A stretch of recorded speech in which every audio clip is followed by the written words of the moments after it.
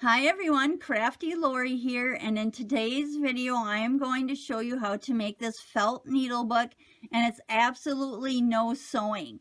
And a needle book is a book and it has felt pages, and you use it to hold your needles, and that way you always know where your needles are. And like I said, this is absolutely no sewing.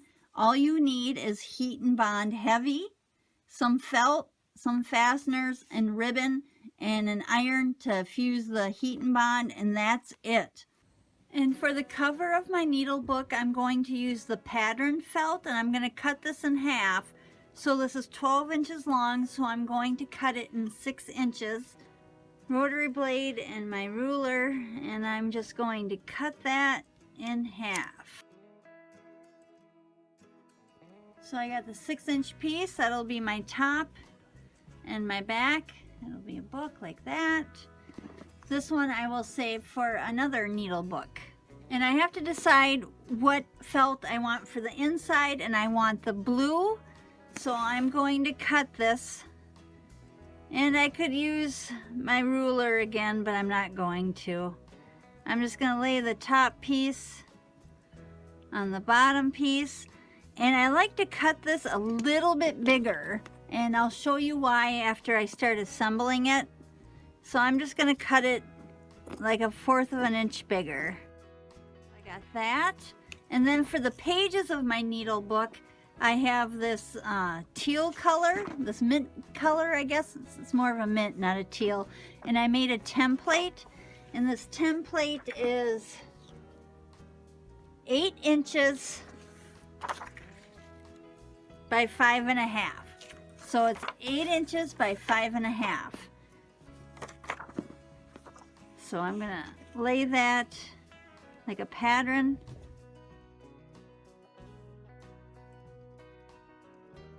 So I want one of those. Then from the pink, I want 2.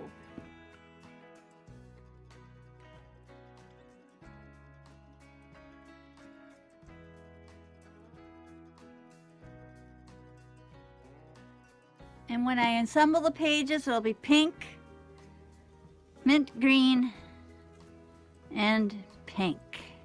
And this is my Heat and Bond Heavy, the one with the red label. And I need 1 piece and then a couple of smaller pieces. So to measure this out,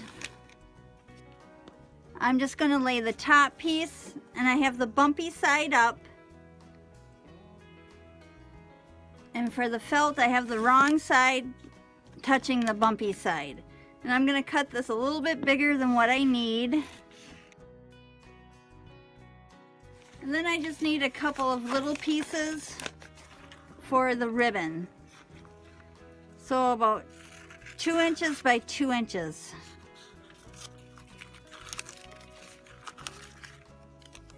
Two pieces. I'm going to set those aside. And for the ribbon, I need 2 10-inch pieces. Here's the ribbon. And I need 2 10-inch pieces. I'm going to heat seal the ribbon, the ends.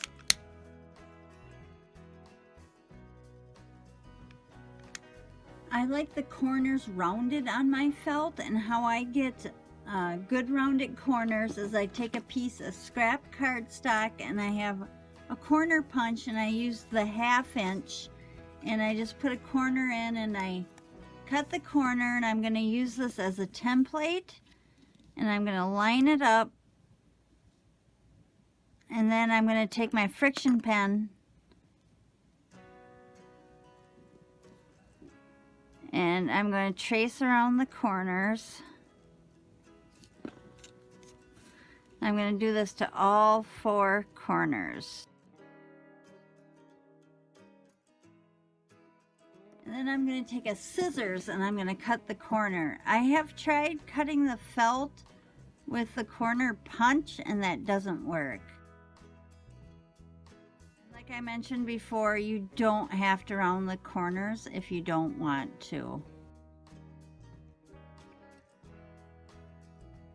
There, now I have rounded corners. Now I'm going to put the Heat and Bond on my cover piece, and I have a silicone mat, and this is a Teflon pad, and I have my top piece, and I have the heat and bond that I had cut before, and I'm going to lay this over,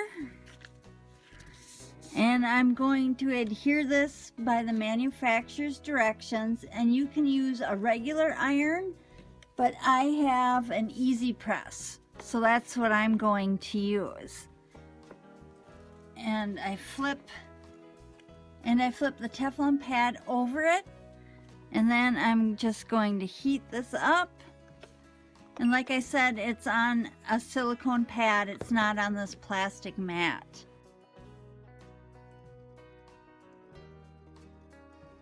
And then I'm going to peel it off the Teflon pad. And remember, I had cut it a little bit bigger, and the reason I did that was because you want to make sure that that it's adhered to the edge. So by cutting it a little bit bigger, there's less of a chance that you will have missed a spot. So I am going to trim around this.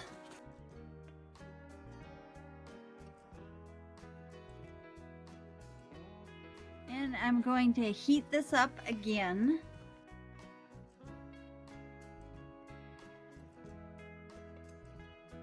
So I've heated it from the top and from the bottom. And now I want to add the ribbon. I don't want to put the back on yet. I want to add the ribbon. And so I'm not going to take this paper off completely. I'm just going to pull it back a little bit, and I'll show you why. And I'm going to add the ribbon in the middle. And the middle is going to be 3 inches. So I'm just going to mark it a little bit. And for the ribbon, we're going to adhere it with a heat and bond. But I want to make sure this doesn't shift around on me. So I'm going to use a little bit of double stick tape, just a tiny piece. And I'm going to stick it to the ribbon, pull off the backing, and I'm going to have it about 1 inch into the cover, because I want to make sure that it doesn't move and it doesn't accidentally get pulled out. And this was the 2 inch by 2 inch piece of heat and bond. I'm going to lay that over the ribbon. And the reason I'm adding this heat and bond piece is because when I lay the top and I melt it all together, there's not going to be any on the ribbon. So I want to make sure that that ribbon is adhered well with the heat and bond. So I'm going to place that on there, and I shouldn't have to use double stick tape on that. And I'm going to put the paper back over, flip over my Teflon sheet, and I am going to press that again. And I'm going to be careful not to heat the ribbon up because I don't want the ribbon to melt. So I'm going to make sure the ribbon's out of the way and it's not folded over. Now I'm going to do the same to the other side.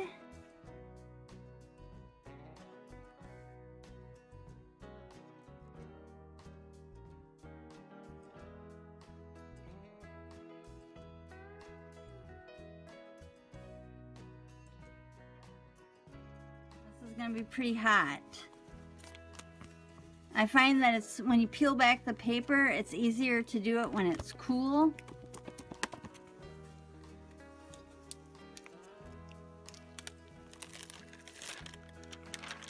Then I'm going to make sure I peel off the paper from the ribbon. It's all stuck on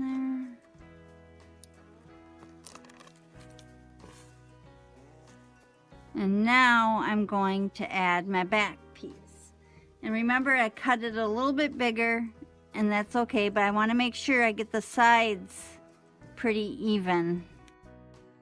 top and bottom is okay because I can trim those up, but it's hard to trim up the sides with the ribbon there.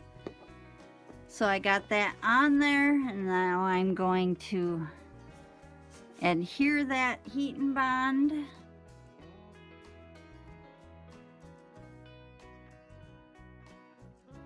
I'm going to flip it over and I'm going to heat it up again.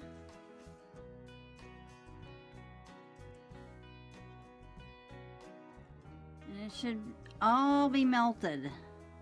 The heat and bond should be adhering that really well. And see, and this is why I didn't round the corners, because it would have been hard to match up. So I like to leave it a little bit bigger so I can trim around it afterwards. And I just follow the outline of the cover.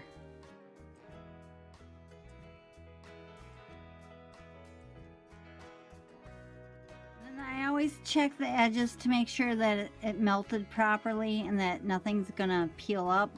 See, and this is why we had to have the heat and bond piece on the ribbon, because otherwise it would have peeled up. And I think I'm going to give it one more press. And whenever you're pressing with felt, never put the iron directly on the felt. You always need some type of barrier. I happen to be using a Teflon sheet, but you can use a piece of plain white computer paper too. Never use printed paper.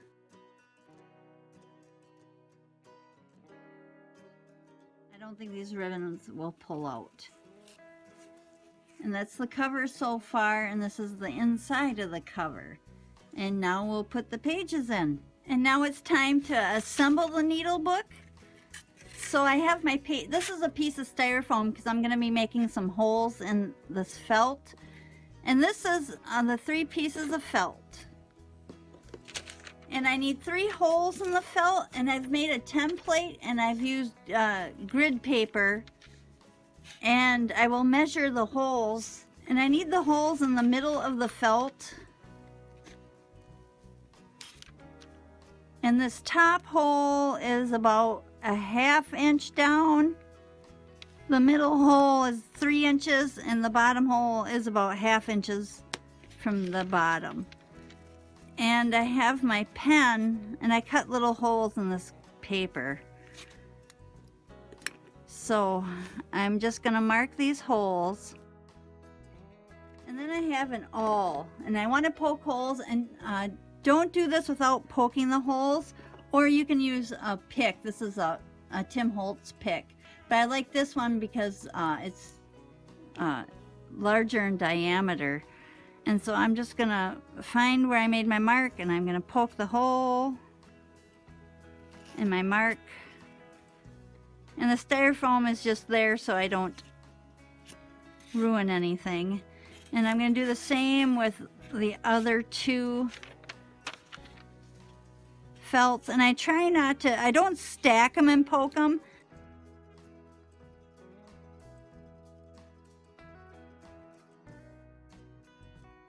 Well, they're done, and now I have the cover, and that's gonna be the top there. And this one I didn't mark, I just used one of the felts, and I get it pretty much even where I want it.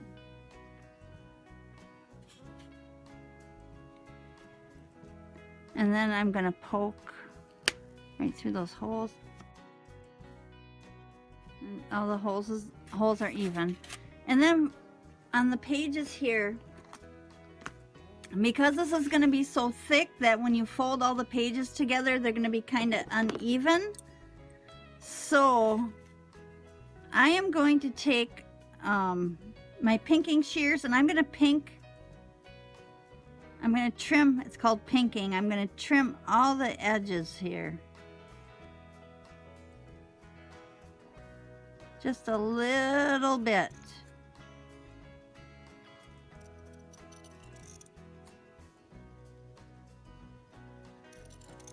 And you don't have to do this part, but I just like the look.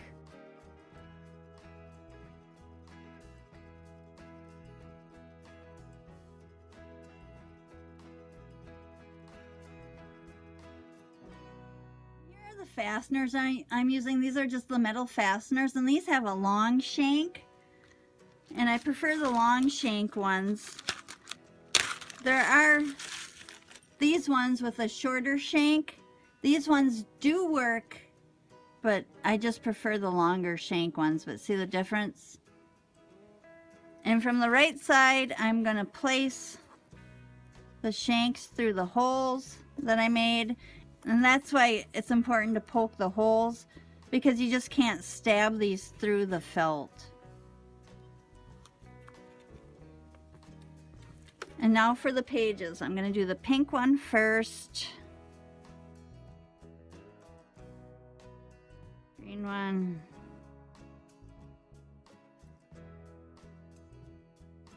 And then when I close these fasteners, I want to make sure that the fasteners are going up and down the prongs. So I'm going to make sure it's turned.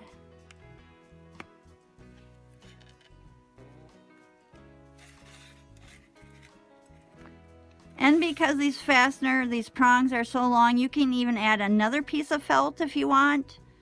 But I find that 6 pages is enough. And the needle book is finished. That was it. How easy is that? And then you can just tie it shut. And just play with it a little bit to get a crease going right there. But that's it. Let me go get some needles. There's the needle book, and then you have some place to keep your needles. Then you're not always hunting around. Where's my needles? Where's my pins? You got them right there in your book. And it's got 6 pages. Lots of room for needles. If you're new to my channel, welcome, and please hit that subscribe button and hit that notification bell. And thanks for watching. Bye.